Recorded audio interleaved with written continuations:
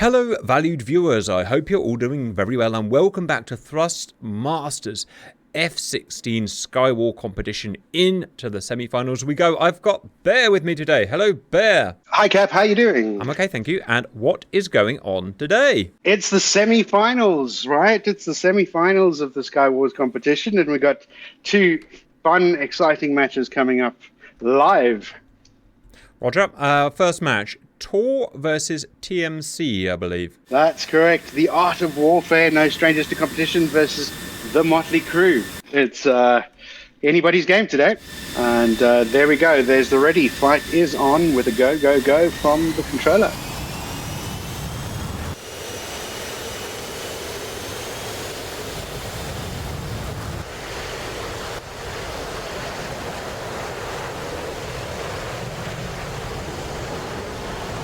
Pretty much standard loadout for everyone seems to be 4 AMRAAM Cs, 2 AIM 9Ms, and well, it seems to be 3 bags at the moment for people. 3 bags is probably the right call for this. It's this is the mountain map with the high, the bulls centered around that high mountain. So, in case it does run into a fuel game, I guess the 3 bags is probably the right call for this. It also kind of gives away the fact that we're not going to expect major aggression in the beginning. Roger. One thing I've noticed is that no teams have gone for T-pods. We found one of the teams, I think it was JTFF, last round. Unfortunately, they went out. But what we did notice that I think it's the first time I've ever seen an F-16 air-to-air using an air-to... well, it's not really an air-to-ground, but a T-pod. And we deduced that it must be so that they can spy on the other planes at 40 or 50 miles and see when they launch their missiles. Now, it doesn't seem to have caught on because no one's got T-pods today. Yeah, I don't think it will catch on. I mean, nothing wrong with the team can take them. They're legal loadout without a doubt. Does the slight drag and that give you enough of an advantage to take it? That would be up to the teams to decide. I certainly will not add the extra left side drag. There is that minor advantage in it, but you're going to need to be zoomed in on that person. I guess it's at the stage where you can be on autopilot if need be. The advantages, I don't think, outweigh it. It wouldn't change our mantra. Roger. And having the optimum jet kinematically is so important as well, especially everyone has F-16s. So if you can get the smallest advantage in your F-16 that can go 10, 20, 30 knots faster than the other F-16s, that's always going to be an advantage. And so dragging yourself down with extra stores that you can't get rid of because they're not carted, it's got to have a very good benefit to have that extra, you know, offset that extra negative side of it.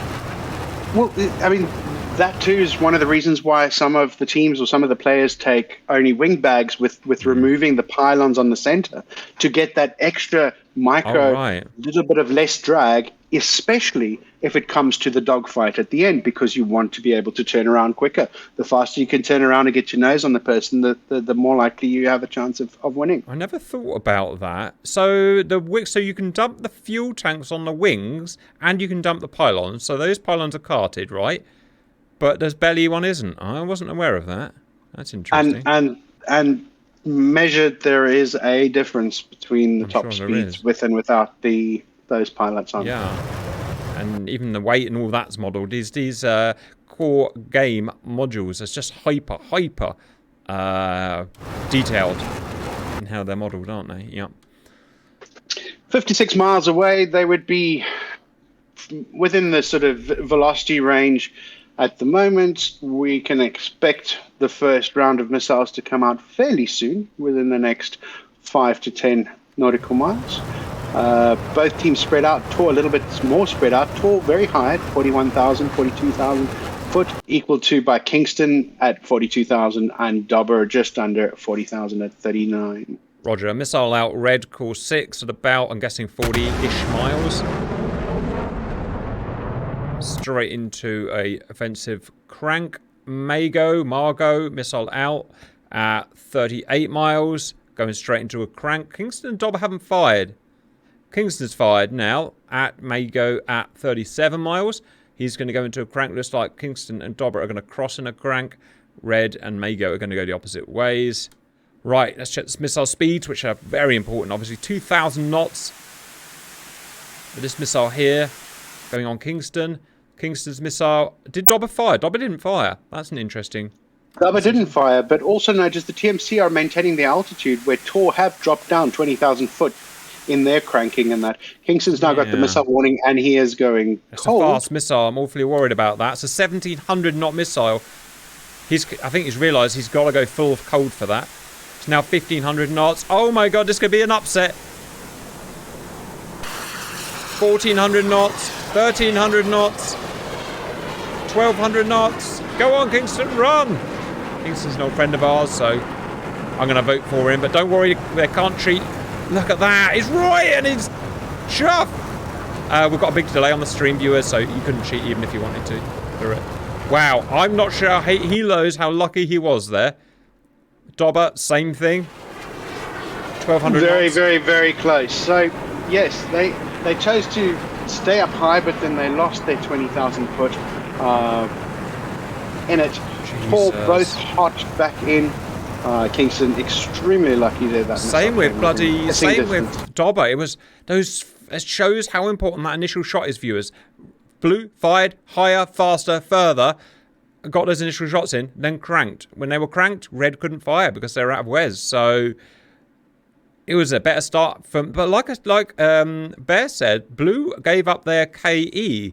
They've gone low, even though they didn't need to. They could have stayed at 40,000 feet. Anyway, they obviously know what they're doing, but I'm just surprised they gave up their energies. So, interesting maneuver. There's a missile out from Dobber. Kingston and Dobber have switched sides completely, whereby Red Corps 6 has maintained on the north side and Margot down in the south side. Nice separation. There's missiles now out from TMC onto Red Corps 6 from Dobber, as well as one from Kingston onto Margot. That is Kingston's... No, it's Dobber's first missile. It's Kingston's second missile. Roger. Right, so the roles reverse. Blue are now defensive against 2 red missiles. I doubt they'll be troubled, but on the plus side, it's pushed Blue right down into the mountains. Now, if either teams... At the moment, TMC are in the driving seat with... Margot has just turned back in hot. Tor has just turned back in hot. However, Kingston and Dobber have been hot for quite some time now. They're switching over once again, so this is a crisscross shackle all the way down. Look at the altitude Kingston, difference. if he sees... Yeah, Kingston's in a good position on Red Corps 6, if he sees them. Also, Reds are dominating at the moment. They're higher and they're more aggressive, or they've been more aggressive. Also, the Blues have got themselves in a kind of awkward canyons here. The canyons are running towards the Reds. That's always a little bit dangerous when being defensive. Nice missile out from Kingston onto Red Corps 6. Red Corps is already in a notch. Is he going to be able to maintain it? Dropping right, yeah, he's beaten that missile. It's not going to reacquire once it's been beaten. What about Mago? Jesus! Oh, feet. So close. His pilots are just right on the edge all the time. I could not do that.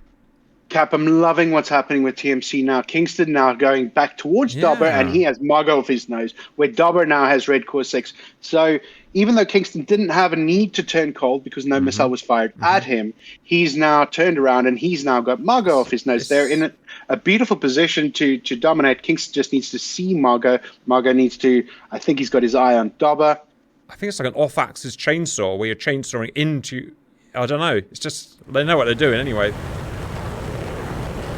Good shot off there from Kingston on Margot. Margot is going for the notch. That might kill him. That might kill him. He can't line of sight it. That's going to kill him. Boom! Shot Kingston. Well done. This is TOR. This is like debatably the best team out there. Both Dobber and Kingston are now chasing Red Corps, who is cold. They need to just be aware of where he is. Good communication. Take the time. Kingston needs to climb up if he wants to have any chance, because at some stage Red Corps 6 is going to have to turn around and face the music. He hasn't got room to. He's 5 miles. That was a shame. That was a wasted missile there from Dobber, I think. Could be easily line of sighted, am I right? No, maybe I'm wrong. Maybe I'm wrong. I'm wrong, as usual. Oh, he didn't die. He didn't die. I'm seeing a lot of this at the moment. Splash, no kill. Splash, no kill. That is so annoying. And I'm even in my war games with my mods and stuff, I'm getting the same problem. People just aren't dying to AMRAAMs. Anyway, kind of it's a 70-pound warhead as well. That would atomize an aeroplane. Anyway, carry on. Down. Kingston now head on with Red Core 6. Does Kingston know where it is? Does Kingston have any missiles left? Go on, They're Kingston. right on each other. There's the missile out. Is he going to reject the flares? Is he going to reject the flares? Oh, it was line of sighted. Right. That's a kill. That's a kill. He can't beat that. Yeah! Flash. Well done. TMC, if Kingston can stay alive for 20 seconds. Right. I think they deserve that because they got the hit, no kill. Yeah, the hit no justice. kill has been around for a long time. It is happening more and more at the moment, and I do really wish that something comes about. But playing with so many players around the world with different pings and things, it makes it a little bit. That's official. The round is to the Reds. Well done, boys. Right, we will report back shortly, viewers. So, in what Tor would consider an upset with TMC taking the first round, chat, who do you think is going to take the second round? Is Tor going to have with all that experience that they've got, are they going to be able to come back and level the rounds, taking it to a third round, or is TMC going to ride the pony and take it in two? That's correct. There's the go. Both teams are ready. Interestingly, Dobbers leading this time.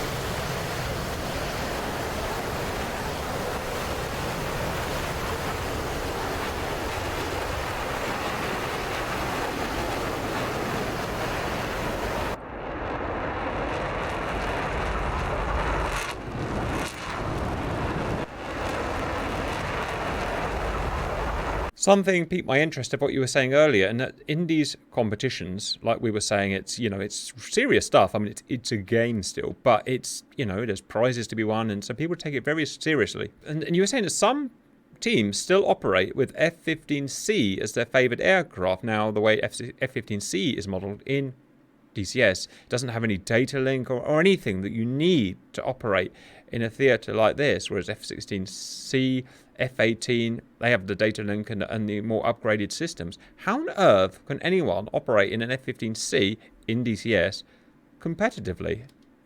And follow-up question, are people operating with F-15E yet competitively? Because that's been added recently. Firstly, how do people operate with them? Let's ask Tor. They won the last SATEL, and in it they sported 2 F-15 Charlies. The Magic IFF makes a difference. The aircraft's ability to carry 8 weapons is an advantage. Also, the different competitions out there have different aircraft restrictions, and now it seems to be a trend that competitions are moving away from the Flaming Cliffs ones, especially if there is an alternative aircraft. So, for example, the Strike Eagle would be replacing the Eagle. Sorry, please remind me what the second follow-up question was. Well, the second question was, the F-15E has been added in the last few months into DCS. It has everything it sort of have everything it needs for this type of competition. Are people using it yet, or are they waiting until it's fleshed out with a working data link, which it doesn't have yet? Yes, it's definitely being used. It's there have been 2 competitions since the release of the Strike Eagle, and both of those competitions allowed for the Strike Eagle to be used. There are some daring teams that have actually sported 8 Strike Eagles on one side. They're yet to win a match, as far as I'm concerned. Maybe chat can help me with that. It definitely plays a role, even regardless of its data link. The fact that it can carry a lot of fuel, a lot of missiles, and has a radar that can see across the entire map does play a role. You need incredibly good communication skills and airstay provided from the other aircraft, like the F-16s or the F-18s, to even the JF-17s for that matter, to provide the pictures for it. I believe that one of the strongest points of Tor, for example, is the fact that they have sublime situational awareness, and their comms must be impeccable. Never heard them, but they must be impeccable to be able to control and give out the pictures to move those chess pieces, which are the F-15 Charlies. Missiles out. Kingston firing first this time. 35,000 feet, very fast. Probably about Mach 1.7-ish, I'd imagine. Very slightly lower than they did last time, Yeah, but I noticed that. no major difference. Missile still 2,000 knots. Replied by Red Corps. Dobber's fired and Mago has not. Question for chat is, why do you think it's advantageous to take the T-pod with you on the F-16 in a BVR fight? 3 missiles out. Kingston into a full notch now. Keeping his out. Oh, cheeky shot. Who did he fire at? He fired at Mago there. He saw Mago aggressing from the north and had a pop at him. He's beating his missile, obviously. Oh, yes, he's definitely beating his missile, even though it's still fast. Red Corps has beaten his. Mago has pretty much beaten his. 800 knots. TMC just love crossing. They love firing and then crossing. Well, it'll serve two factors. I mean, you're gonna cross that notch zone, which can break the lock of the radars and a missile if it's on its way, and you're also crossing, so you're getting close. It's making it difficult for enemies to pick you up. Legitimate tactic and useful tactic. It kills more than one stone with 2 birds. Roger. Red's got a nasty missile after him. He's beaten the missile via radar, I believe. Yep. TORO making a lot of use of these canyons. Line of sighting missiles. Mago's line of sighted his missile. By the looks of it now, Dobber has aggressed all the way and snuck in 10 miles. But he has been shot at. There's AWACS provided here, so most of the time everyone can see everyone. Until they pop fully into a canyon. Right, an exchange there. I'm not sure who to watch. Who's the most danger? Probably Red. He's got a fast missile. I just beat it. Just beat it with a notch. And Dobber beating his. Going fully cold. Yep, he's beating his. 900 knots, 800 knots. Oh dear, Kingston's potentially targeting the wrong person without being aware of where Red Corps 6 is. This is dangerous for Kingston. He should know because of data link. He's got to run away. Don't commit, Kingston. Don't stay committed. Accept it. Turn left and run away. That's bad play, that is. Or is it? I think it's going to get picked off. He did find a missile. There's a trading missile here, but Kingston is in trouble. Kingston splashed. Can he trade? Negative. No. Yeah, I mean, he was a sitting duck, and he let a guy go right next to him, which I'm surprised that mistake, actually. Never mind. Let's see what Dobber can do. Good job. Dobber and Red Corps close in on each other. Roger. Red's got himself in trouble here because I'm not sure he can get over that mountain in time. Yes, he can. TORO really love line of sighting things. They're really good at it as well. I'm not sure Dobber can do much here. He's now going to be fully triangulated. On top of that, he's out of Fox 3s. He's only on 2 Fox 2s. Right. Well, never say never, viewers.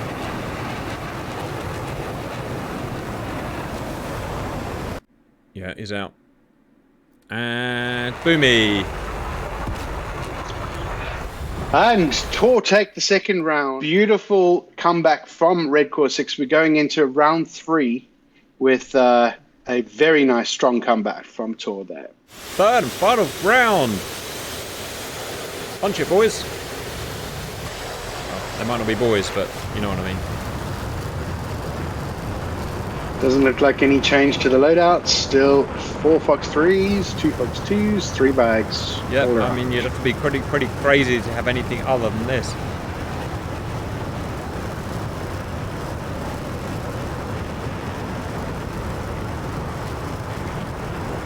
AMRAAM Charlie entered service 1996, I'm pretty sure. 1994 for the B model. Cap, F-22 Margot, tell me if his gear's still out. Uh-oh, that could be a danger. Oh no! No! No! Such a good team! Don't make the error. 400 knots, they're stuck out now, aren't they? In theory, yes, but there might be a bug that you can put them up at any speed. Right, we'll exploit that, because No one likes seeing silly things. Everyone wants to see a good, solid, fair match. Will he be able to fire his missiles? Yeah! Ah, Kingston's slow. 690. TOR. 200 knots faster. That's a weird thing to happen. I'd call that fuel conservation. Well, you say that, but TOR's still got their bags on, and we're going 200 knots faster. That sounds like... I don't know what that was. That was weird. Anyway, missiles out. 2 red missiles out, 1 blue missile out. Red doing their typical crossover. And red core 6 is not fired. I reckon they're doing that because they know effing F-16s are limited stores. And so they tend not to fire 2 missiles at the beginning. Yes. TOR would have picked up that they'll notice that TMC are crossing over after every missile shot.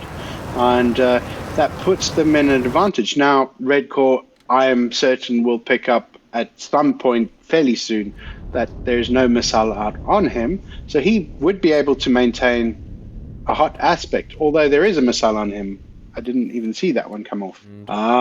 There we go. Blues are all the way down the canyon again, as they do. Reds have stayed up high, as they do. Which is always a dangerous game. It always gives me the GBs because Kingston could just get on the wrong side of luck here and be taken out by this missile.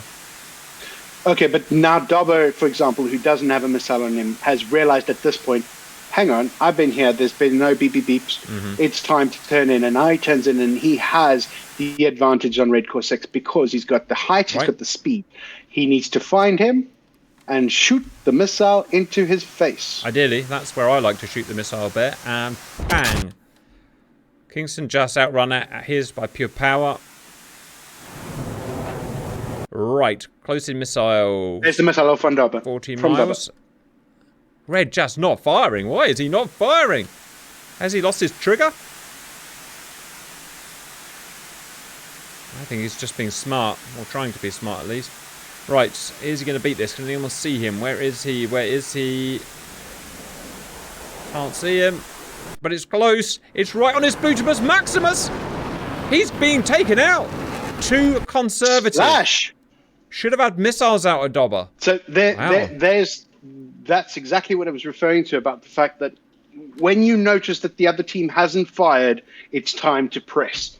And Dobber was lucky enough to notice that, and he took full advantage of it. Well done. Now, however, it's 2v1. 2v1 needs to play it smart. Dobber needs to not fly towards Kingston, right? Don't make it easy for Margot to shoot two fish in one barrel.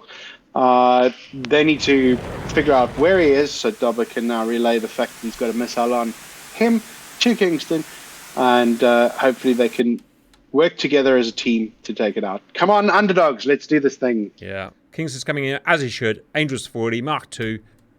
Massive missile in. Is Mago low? Yeah, Mago's low. So Mago's got to jump into that canyon now. But the thing about jumping into a canyon is it only works if it's going left to right. If it's going longitudinally, the canyon is actually a death trap because it means you're stuck in a place where you can't hide. So you've got to plan canyons very well if you're going to play that game. And now because Kingston's missile was shot from so high, look how much faster it is than the blue missile. Much harder to dodge. It's going to kill him. Marcus, push for the notch. No, he's pushing for a notch. Oh, God. Oh, God. He's won it. It's done it. It's done it. It's done it. Just. Oh, God. That was 150 feet away. Kingston's beaten his, and he doesn't need to push back because he can now rely on Dobber, obviously. And Dobber can go and push him out, and Kingston can run away and make sure he's completely safe. Right, Mago only has one medium range. One medium range missile and 2 short range, and that's the one problem with the F-16, I suppose, is that it does not carry very many missiles. Yep. Pros and cons. One of the cons. High fast missile out on Dobber, but it doesn't seem to be tracking immediately off the... Yeah. That's an error. It's not tracking. Got one more though, so he's alright. That's probably the kill shot there, I would imagine. As long as it's got line of sight. Where is he? Where is he? Where is he? Yep. Oh, hello. Well, Notch. Last minute Notch. Dobber needs kamikaze now. That's got to be it. That's got to be it. Fox 2 in the air. Oh, he's dodged as well. This guy. Right, where's Kingston? Where's Kingston? Okay. For God's sake, don't friendly fire. It's an AIM-120 into a dogfight. It's an AIM-120 into a dogfight. Bear. Never do it. I could easily kill his buddy. But it's not. Oh, my goodness gracious me. What to watch? Splash! Taken down. It doesn't matter. They can friendly fire all they like now. Well done. Great. Goodness gracious me. 20 seconds. In 20 seconds time, TMC will have won the match. Well done. Beating Toro. Of all the people you're going to friggin' beat. Well done, boys. That's just well deserved. There's nothing else to say there.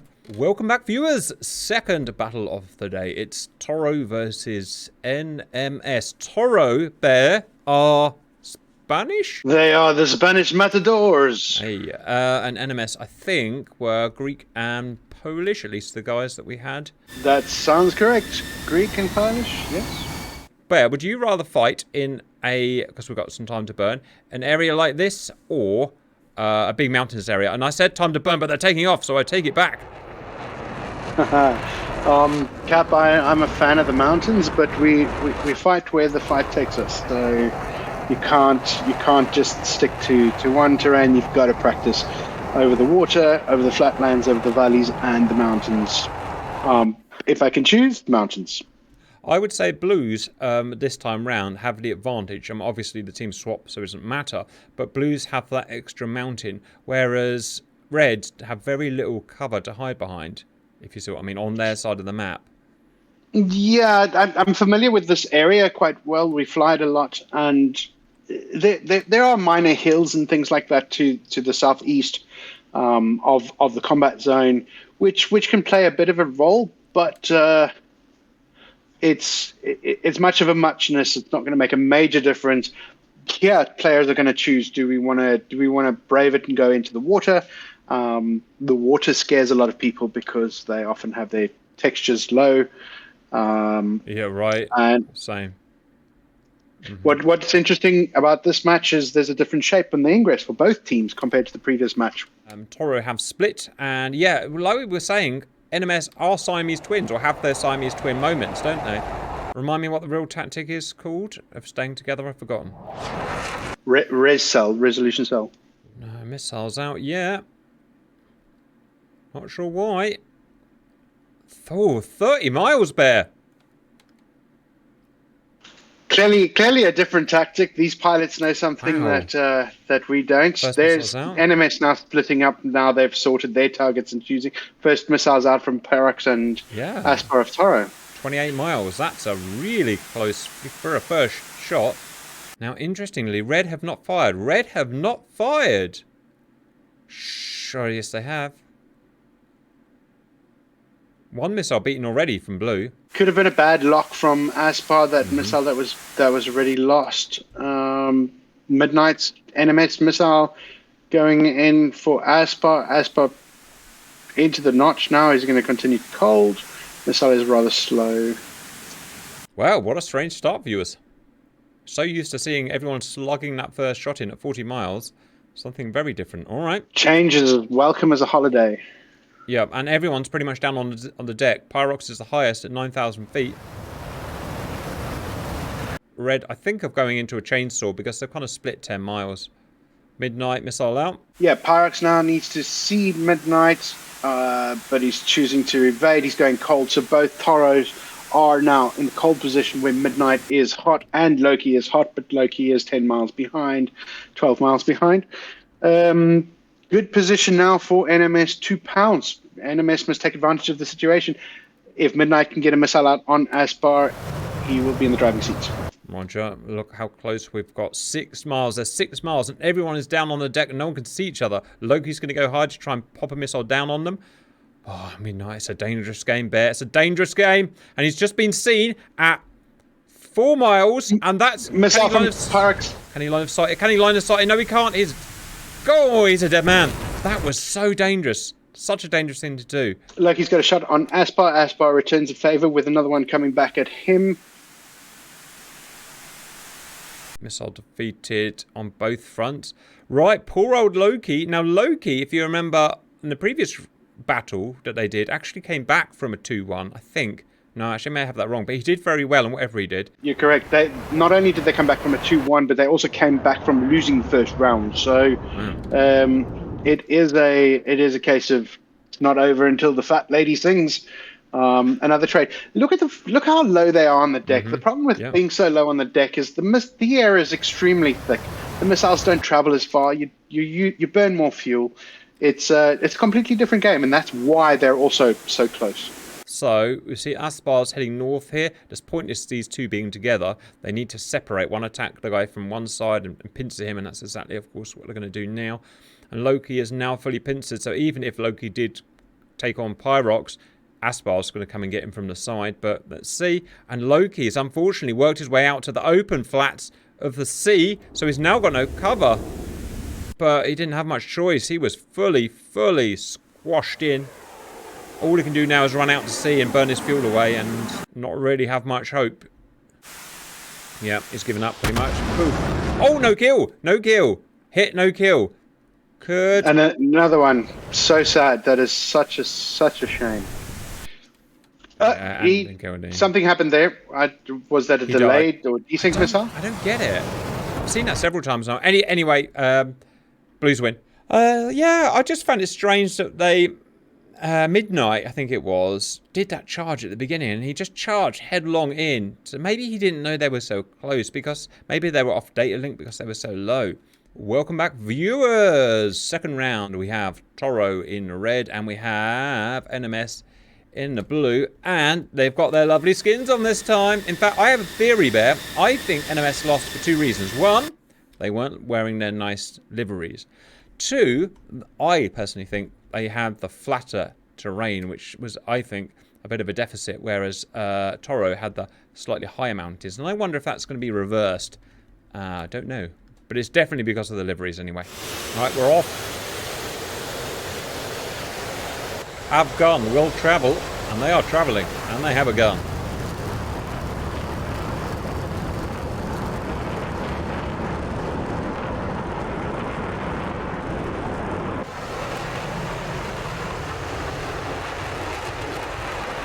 Distance between coalitions of 56 miles.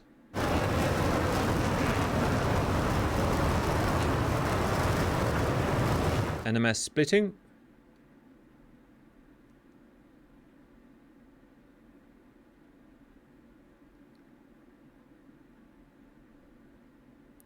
And missiles out. Alrighty then, sticks in the air, one stick in the air. Now, Reds haven't fired again, 28 miles. Now they're fired again. Lots of waiting until 28 miles today. Or this round, sorry. Now, is it really beneficial to wait like that, Bear? I don't see any reason why not to fire if you're within Wares at 40 miles. As it's just a posturing shot anyway, you're not going to kill anyone at 40 miles. So, if you're not going to kill anyone, if you're just going to posture them, why bother waiting? As a posturing shot, the distance doesn't matter too much. But every now and then, we do happen to catch somebody sleeping. Somebody has a brain fart and forgets to evade. And taking it from a 2v2 to a 2v1 in the very beginning is massive. You're crossing out all the missiles of that player. And you're in the major driving seats to finish off the round. Right, everyone has evaded, pretty much. Yep. Midnight hot in on a cold Aspar, but Pyrox turning in on him. Does Midnight see Pyrox? We're all back down to the floor, Bear.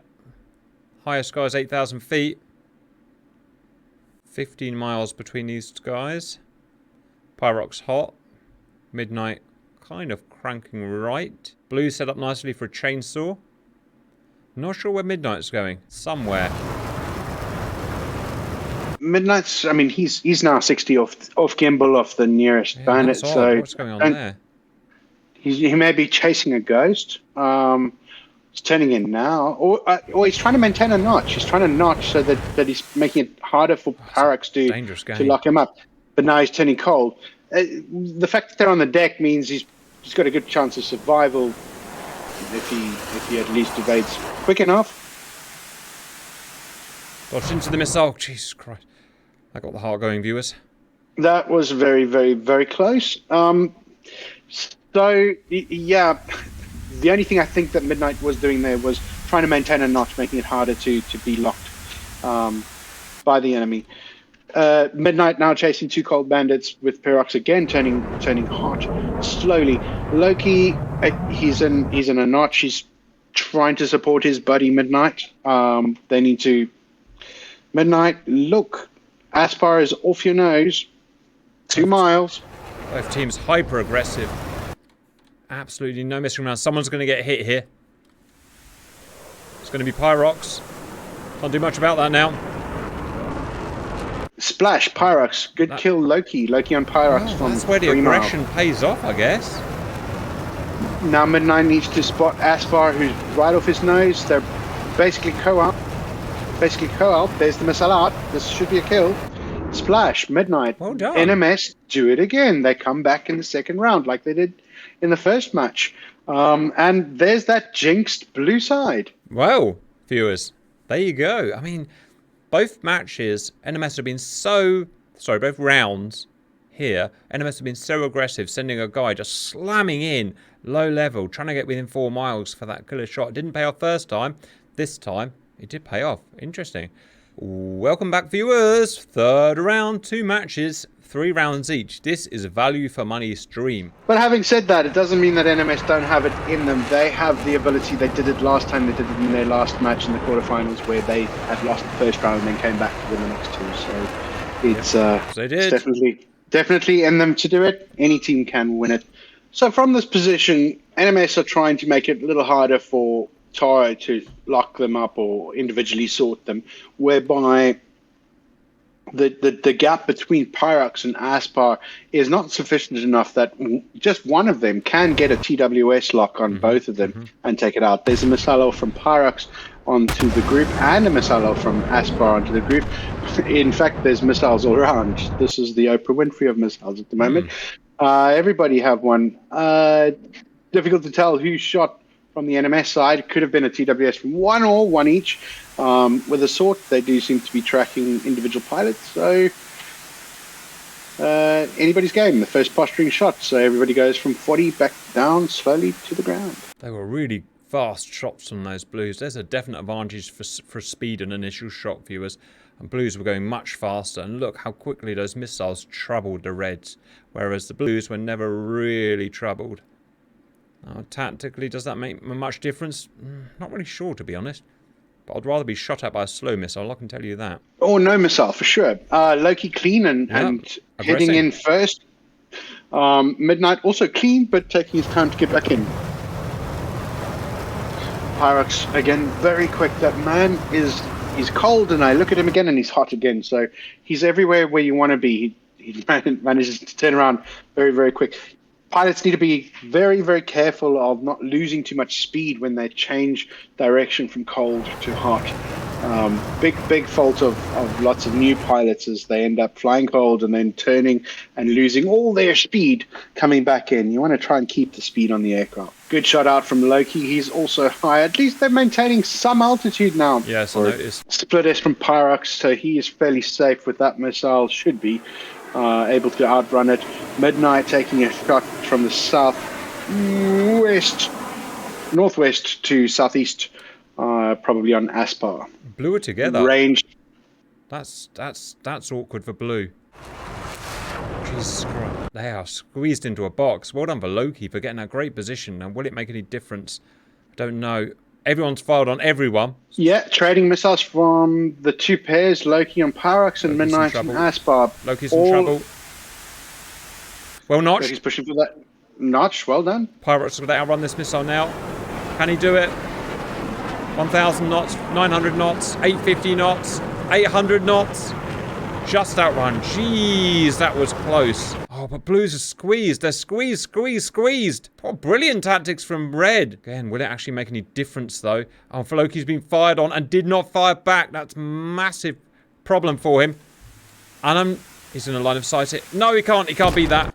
Oh, dear. The aggression didn't pay off. And Pyrox just got a shot on Midnight. Oh, and can Midnight evade? He cannot. And it's over. And TORO win. Well done, TORO. You go up against TMC tomorrow. Very, very bad luck to the boys of Nemesis Hall. Well done for getting to where you got. The semi-finals is a great achievement. TORO, well done. We'll see you tomorrow at 1900 Zulu for the finals.